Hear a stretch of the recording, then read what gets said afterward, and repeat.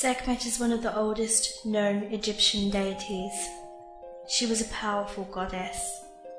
For her friends, she could cure disease and avert disaster. But to those who displeased her, she sent plague and pestilence. For the very unlucky, she came to them in her lion form, and their fate was most feared in Egypt. She was justice without mercy, bestowing punishment and reward. Which tale shall I tell? There is a tale of a foolish healer, Mkai. His name meant fight, and he did. He fought against death, healing those who were on the very brink of that final abyss. So valiant and successful were his struggles, Sekhmet favoured him above all others, placing him at the gates of her temple to guard that within and heal those without.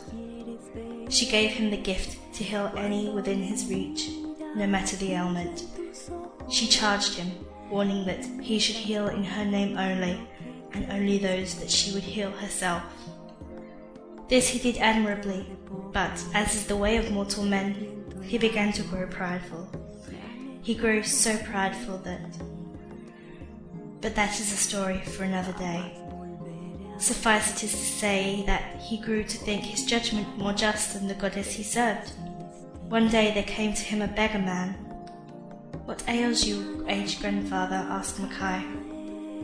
"I have been struck with a plague," the old man replied, showing a hand diseased and yellow.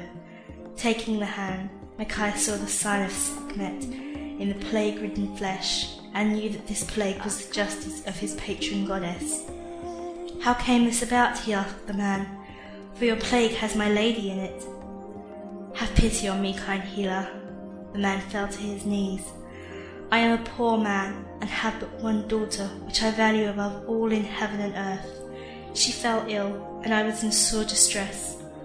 No doctor could help me, and she was too ill to be moved on this pilgrimage. I came alone, aged as I am. When I drew within view of the temple, I saw the tips of the trees within the walls. It is said that one drop of juice from a fruit of Sekhmet's tree is enough to cure a person of even death. Pity a foolish old man, for so great was my need that I began to scale the wall. At the top of the wall, I gazed at the fruit trees and said, 'Ah, old man, what foolish thing have you done? Do not anger the goddess by stealing a fruit. Surely if you ask the gatekeeper, he will give you a fruit. Your daughter can be saved without thievery.' But the goddess, blessed eye of Ra, did see me atop her walls, and thought me a thief none the less. She struck me with this plague, and I beseech you to remove it." "Ah," thought the young healer, "my mistress has been in error. If she had truly known all that was in this man's heart, justice would not have permitted her to strike this most noble man." And he reached his hand to heal the man, but then fell to his knees in horror, for before him stood a lion, the noble lion of his mistress. She had heard of her servant's errant ways, and had thought to test him. "Most trusted, why have you thought to subvert my justice?" she asked him sadly. Mkai tried to explain, but no reason was sufficient for second-guessing the goddess he served. His fate is not spoken but in whispers, and is best not described, for fear small ears may tremble. Thus disaster was brought to a young healer who thought he knew more than his superiors. Let not the same happen to you, dear children. Obey your elders, and you will live happily to the end of your days.